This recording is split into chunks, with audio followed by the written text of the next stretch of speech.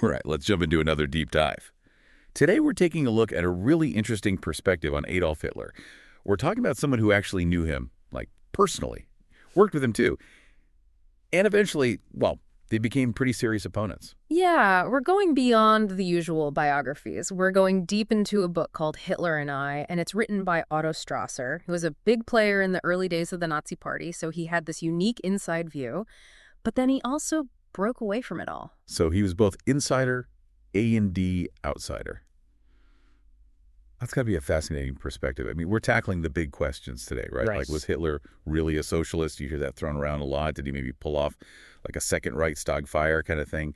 And what really went down with the June 30th purge, we've got Strasser's book as our roadmap here. One of the things that really grabbed me right away was how Strasser described his very first meeting with Hitler. This was back in 1920. The early days. Yeah, early days. It was set up by Otto's brother, Gregor, and it brought together some pretty key figures: Otto, Gregor, Hitler, and General Ludendorff, the big World War I guy. Wow, talk about a room full of history. What was the vibe like? You get this stark contrast between Hitler and Otto right off the bat. Hitler is described as practically meek, like super deferential to Ludendorff, almost trying to disappear. Huh. That's not the Hitler we usually picture. Right. But Otto, he doesn't hold back ATLL. He challenges Hitler right then and there, especially on his anti-Semitism. That's a pretty core issue to disagree on, even from the beginning. Yeah, and you see these contrasting views play out throughout Strasser's book. Hitler was obsessed with Jews, always pointing them out, ranting about them. But Strasser, he saw them as, well, more adaptable, like they work within the system rather than trying to create their own. It was a different view, for sure. So how did Strasser keep working with Hitler when they were so different on something so fundamental? To get that, you got to picture Germany in the 1920s. Total turmoil. The economy was in ruins. Hyperinflation, social unrest, fear. It was a mess.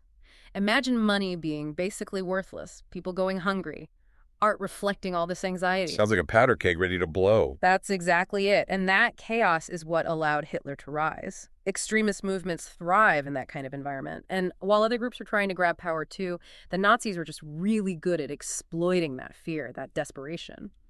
So, okay, let's talk about Strasser's take on Hitler's personality. We've got this image of Hitler as the charismatic leader, but what does Strasser tell us about the man behind the image? Well, Strasser gives us a complex portrait. He's full of contradictions. On the one hand, he acknowledges Hitler's power as a speaker. The guy could really captivate a crowd. Yeah, he had that fiery rhetoric down. But Strasser also saw him as intellectually shallow, like there wasn't much depth there. So all style, not much substance. Kinda, yeah. Strasser says Hitler was capable of this intense passion, but he was also super calculating. This wasn't just some ranting ideologue. He was a master manipulator. He knew how to use power, how to get what he wanted. Okay, so we're peeling back the layers here. We're seeing a man who needs control, who's good at the power game. What else does Strasser tell us? Oh, he gets into some interesting details about Hitler's personal life, too, especially his relationships with women. Apparently, Hitler was terrified of intimacy. But he was also prone to jealousy, possessiveness. It's this weird combo that makes you think about the insecurities lurking beneath that carefully constructed image. Yeah, that's fascinating. Makes you wonder how his personal insecurities might have fueled his political ambition. Exactly. Strasser even says Hitler used fear and manipulation to control everyone around him. It wasn't loyalty or respect. It was intimidation and threats. Chilling stuff. This isn't just a charismatic leader. It's a ruthless manipulator who needs total obedience. Right. To really understand how Hitler rose to power, you have to look beyond the charisma, beyond the ideology even.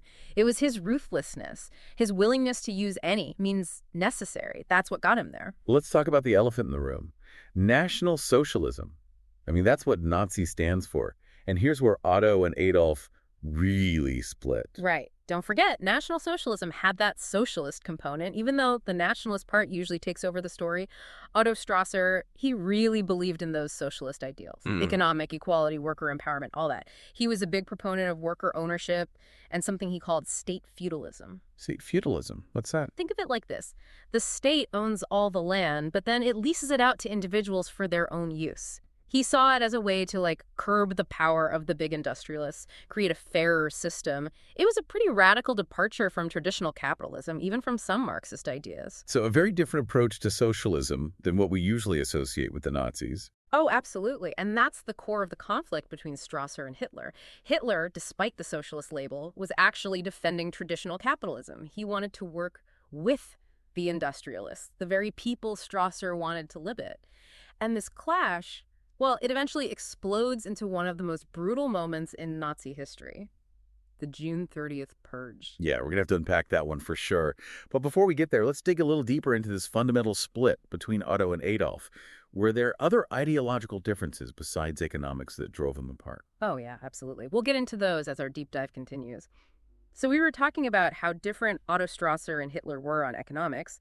Strasser really seemed to believe in making things fairer for the working class. It is kind of wild how much of a socialist he seems to be, you know? Mhm. Like, especially when you think of the Nazis and them being all buddy-buddy with the industrialists and the rich folks. Right, it's a big contradiction.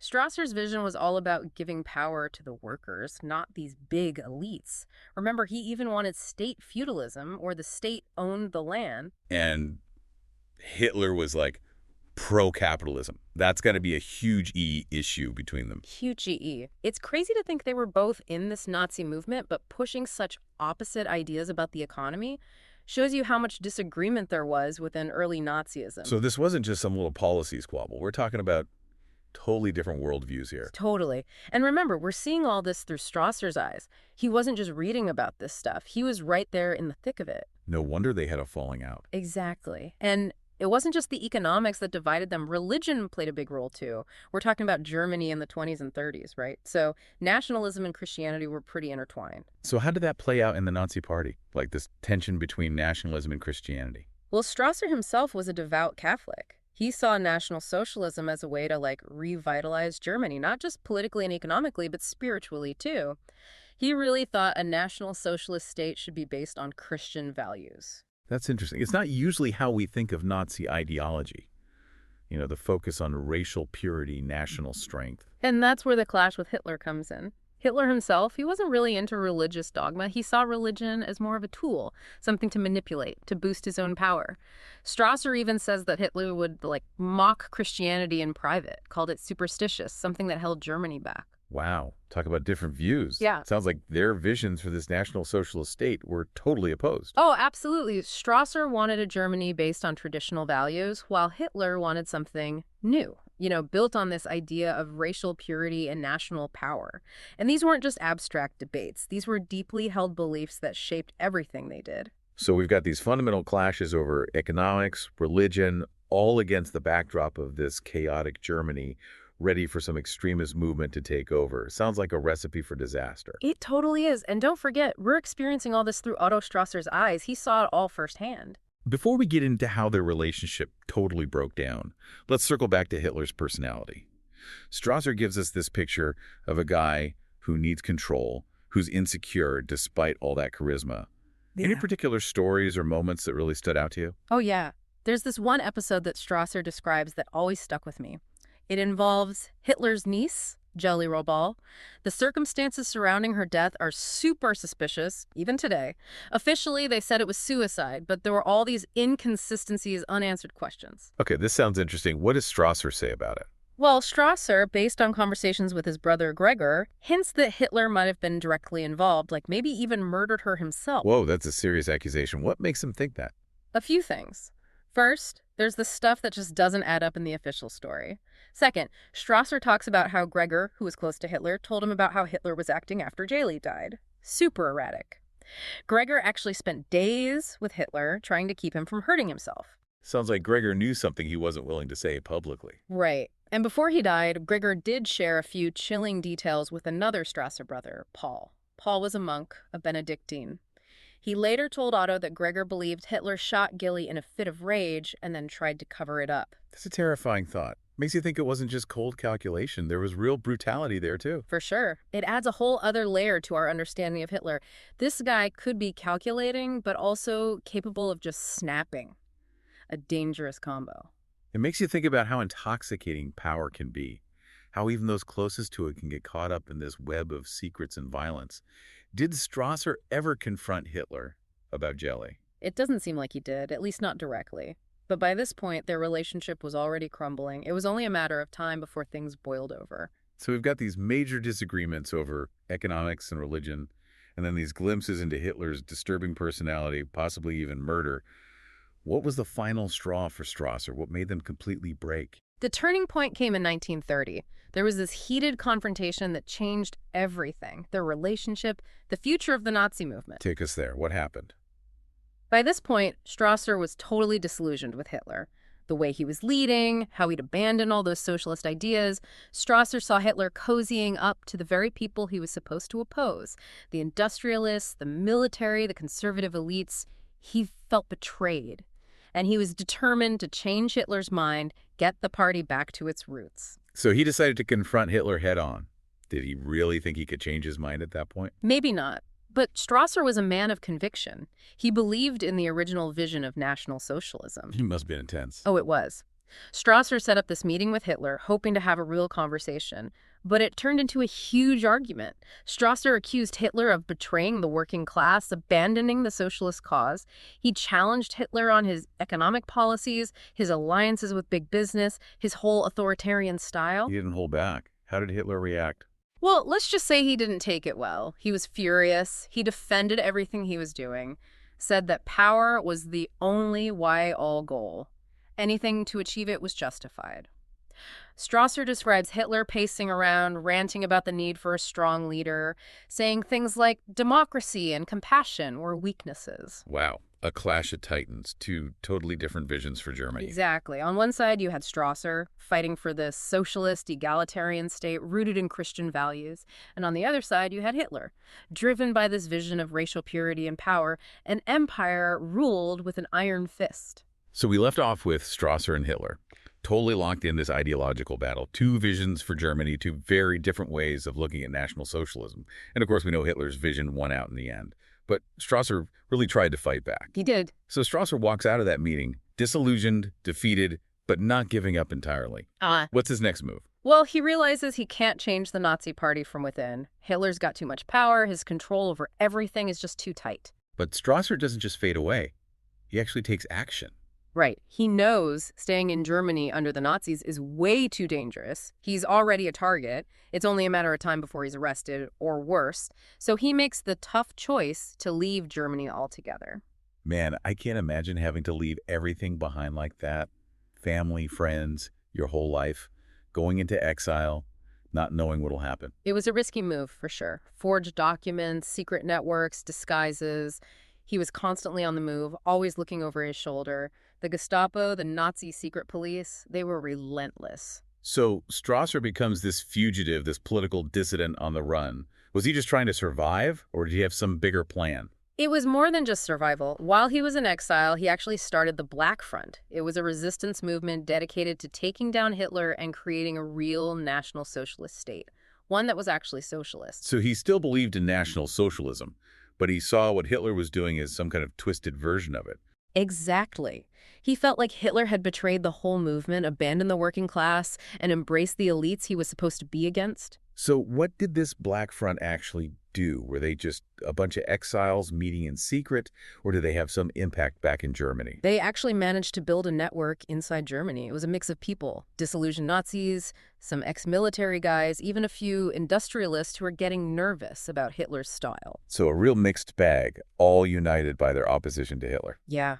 They spread anti-Nazi propaganda, they organized secret meetings, they even planned sabotage against the regime. It was risky, but they were determined. Strasser didn't just operate in the shadows, though, right? Yeah. He also wrote and spoke out against the Nazis. He wasn't going to be silenced, even from far away. Oh, absolutely. He published books, articles, pamphlets, all detailing the regime's crimes, the persecution of Jews, the crackdown on dissent.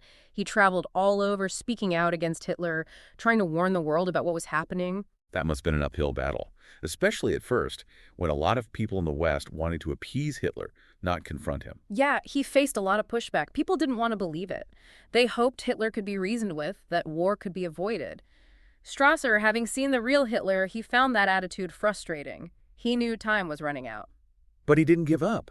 He kept resisting throughout the war, working with other exile groups, even sending information to the Allies. He became the symbol of defiance, a voice of hope for the people suffering under Nazi rule. Even though he wasn't in Germany, his impact was still felt through the resistance. The war ends. Nazis are defeated.